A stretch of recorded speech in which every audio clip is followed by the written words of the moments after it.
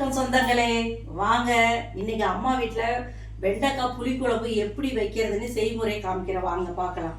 வாங்க இங்கே பாருங்கள், 1 டீஸ்பூன் ஜீரகம், 1.5 டீஸ்பூன் மிளகாத்தூள், 1.25 டீஸ்பூன் கொத்தமல்லி தூள், இதை அப்படியே எடுத்து வச்சாச்சுங்க.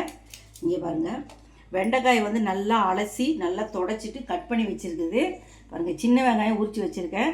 தேங்காய் 2 பத்தை எடுத்து வச்சுருக்குறோம். தேங்காய் ஆப்ஷன் தான், வேணுன்னா போட்டுக்கோங்க, வேண்டாட்டினா விட்டுருங்க. கொஞ்சம் 4 பேர் 5 பேர் இருந்தீங்கன்னா தேங்காய் போட்டுக்கலாம். 2-3 பேர் தான் தேங்காயே தேவையில்லை. மீன் குழம்பு தேங்காய் போடாத மீன் குழம்பு வைக்கிற மாதிரிங்களா அந்த ஸ்டைலில் வச்சிங்கன்னா இன்னும் சூப்பராக இருக்குங்க. இங்கே பாருங்கள், நெல்லிக்காய் பெரிய நெல்லிக்காய் சைஸ் அளவுக்கு பாருங்கதா புளி எடுத்து வச்சுருக்கோம். இப்போ இந்த புளியில் வந்து தண்ணி ஊற்றி வச்சிடலாம். ஊறட்டும்.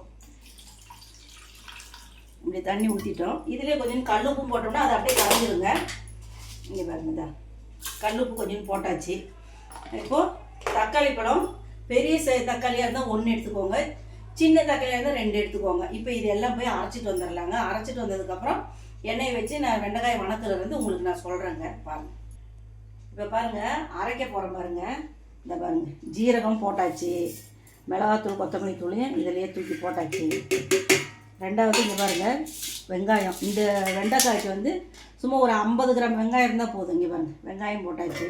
இந்த பாருங்கள், இந்த தேங்காயமும் போட்டு அரைச்சிட்டு வந்து தக்காளி பழத்தையும் போட்டு அரைச்சிட்டு உங்கள்கிட்ட காமிக்கிறேங்க. பாருங்கள் பாருங்கள், மசாலா அரைச்சிட்டு வந்தாச்சு. எல்லாமே போட்டு ஒட்டுக்க அரைச்சிட்டு வந்துட்டோம். வாங்க கடாயில் எண்ணெய் ஊற்றி வெண்டைக்காய் எப்படி செய்கிறது முறைன்னு காமிக்கிறேன். வாங்க. எண்ணெய் வந்து 2 ஸ்பூன் ஊற்றிக்கிறேன். 2 கரண்டிங்கிறது 2.5 கரண்டி. ஏன்னா காய் வணக்கிட்டு தாளிக்கிறதுக்கு வேணும்ல, அதனால எக்ஸ்ட்ரா ஊற்றி வச்சுட்டேன். ஊற்றியாச்சா? இப்போ எண்ணெய் காயிட்டுங்க. கரண்டி எடுத்துக்கலாம். பாருங்கள், எண்ணெய் சூடாகிடுச்சு. பாருங்கள், வெண்டைக்காயை போடலாம். இந்த பாருங்கள்,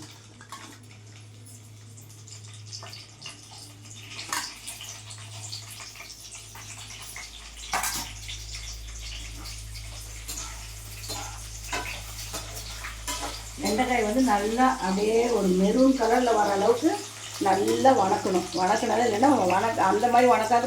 அரை வேக்காட்டில் வச்சுன்னா பச்சை வாடை அடிக்கும்.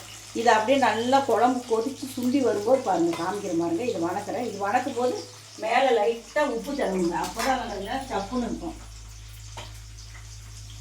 இந்த பாருங்கள், சும்மாதான் இவ்வளோண்டு உப்பு அப்படியே லைட்டாக இது மேலே போட்டிங்கன்னா போட்டு இது வணக்கினீங்கன்னா நல்லா செவந்து வரும்.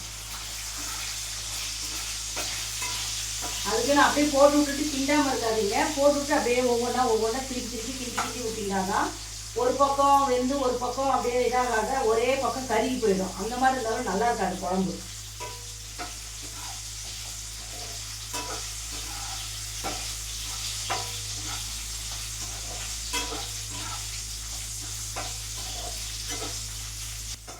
வாங்க பாருங்கள், வெண்டைக்காய் பாருங்கள், இந்த ஸ்டேஜில் வணங்கினீங்கன்னா போதும். இன்னும் இதுக்கு மேலே வணங்கினா அப்படியே குச்சா காயிட மாட்டாயிட்ட ஆகிடும், நல்லா இருக்காது.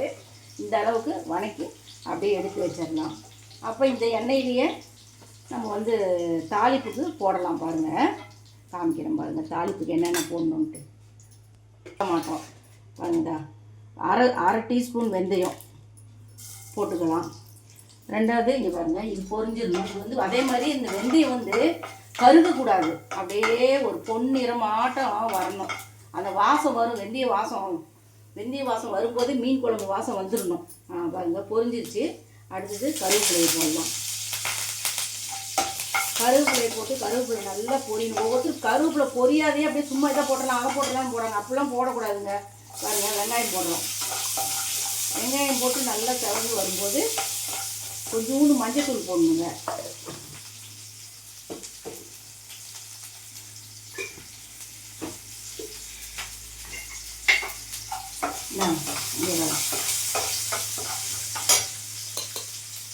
ஒரு 1/4 டீஸ்பூன் மஞ்சத்தூள் அதுக்கு மஞ்சத்தூள் நிறைய அள்ளி போட்டால் மஞ்சள் நாத்தடிக்குங்க குழம்பு. அந்த மாதிரியும் போடக்கூடாது. எல்லாமே கலராக இருக்கிறதுக்காக போடக்கூடாது, டேஸ்ட்டு ருசியாக இருக்கிறதுக்காக போடணும். கொஞ்சமாக போட்டாச்சா, அது வணங்கிடுச்சு. இப்போ அடுப்பு வந்து சிம்மில் வச்சுக்கணுங்க. ரொம்ப ஹையில் வைக்காதீங்க, லோவில் வச்சு இந்த மசாலா அரைச்சி வச்சுருக்கீங்க பாருங்கள், இதை தூக்கி இதில் போடுங்க. மசாலா தூக்கி இதில் போட்டு நல்லா எண்ணெய் பிரிஞ்சு வர அளவுக்கு நல்லா வணக்கணும். வணக்கி அது ஒரு மாதிரி கலர் நல்லா ஒரு அப்படியே மெரூன் கலரில் வரும் பாருங்க. அப்போ வந்து புளியை கரைச்சி ஊற்றணும். புளியை கரைச்சி ஊற்றுனதுக்கப்புறம் சொல்கிறேன். இது நல்லா வேகட்டும். ஏன்னா ஏற்கனவே புளியில் உப்பு போட்டுருக்குறோம். இருந்தாலும் இந்த மசாலா இந்த காயில் இங்கூண்டு போட்டிருக்கோம். இப்போ இந்த மசாலா வேகும்போது இந்த பாருங்கதா சும்மா கொஞ்சோண்டு போட்டோம்னா அந்த ருசி எடுத்து கொடுக்கும். இதே மாதிரி நீங்கள் செஞ்சு பாருங்கள், ரொம்ப டேஸ்ட்டாக இருக்கும். கடைசியாக ஃபைனல் பாருங்கள் எப்படி இருக்குது பாருங்கள். எண்ணெய் பிரிஞ்சு வந்துருச்சு பாருங்கள். மசாலா நல்லா வெந்துருச்சு. இப்போ வந்து புளியை கரைச்சி ஊற்றுவோம் பாருங்கள். புளியை கரைச்சி வச்சுருக்கேன், இந்த ஊற்றுறேன் பாருங்கள்.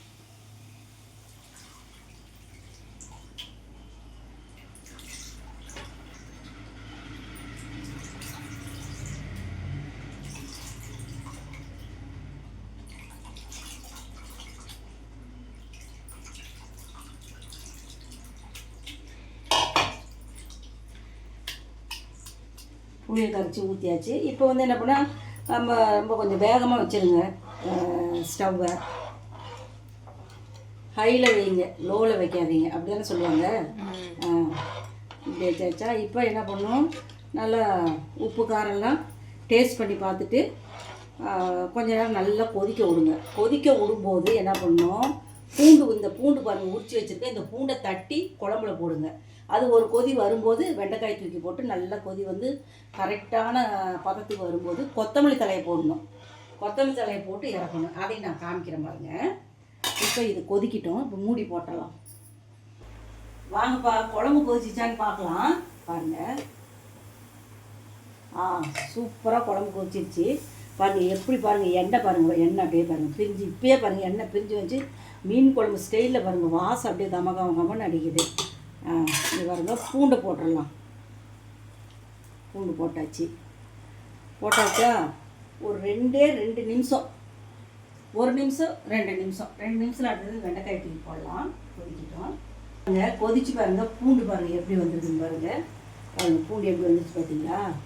அந்த வெண்டைக்காய் அந்த போட்டோம்னா அந்த ஒரு வாசத்துக்கும் இந்த பூண்டு வாசத்துக்கும் அவ்வளோ டேஸ்ட்டாக இருக்கும். இப்போ வெண்டைக்காய் தூக்கி போட்டுடலாம். போட்டாச்சா. இப்போ இது கொதிக்கிட்டோம். ஃபைனலாக உங்கள்கிட்ட காமிக்கிற பாருங்க எப்படி இருக்கு. அப்படியே கொதிக்க வச்சாச்சு. வாங்க 5 நிமிஷம் கழிச்சு பார்க்கலான்னு பாருங்கள். வெண்டைக்காய் எல்லாம் கொதிச்சு பாருங்கள், மேலே வந்துருச்சு. இப்போ இதில் வந்து ஒரு பச்சை மிளகா 3 எடுத்து அப்படியே போட்டுடலாம். அந்த பச்சை மிளகா ஃப்ளேவருக்கும் அந்த வெண்டைக்காய் பூண்டு இதுக்கும் அவ்வளோ டேஸ்ட்டாக இருக்கும். இந்த பழைய குழம்பு கூட சுண்டை வச்சு இந்த பச்சை மிளகாய் கடிச்சிட்டு கஞ்சி குடிச்சிங்கன்னா ரொம்ப டேஸ்ட்டாக இருக்கும்பா. பாருங்க போட்டாச்சா. பாருங்கள், மீன் குழம்பு மாதிரி ரெடி ஆகிடுச்சு. குழம்பு ரெடி. இப்போ இதில் வந்து கொத்தமல்லி தலையை அலசி வச்சுருக்கேன். இந்த கொத்தமல்லி தலையை கிள்ளி இப்படி போட்டுக்கலாம். இப்படி போட்டுடலாம். அவ்வளோதான் குழம்புனோட இது. சிம்மில் வச்சு ஒரு 2 நிமிஷம் கழித்து ஆஃப் பண்ணிட வேண்டியதான். வெண்டைக்காய் புளிக்குழம்பு ரெடி.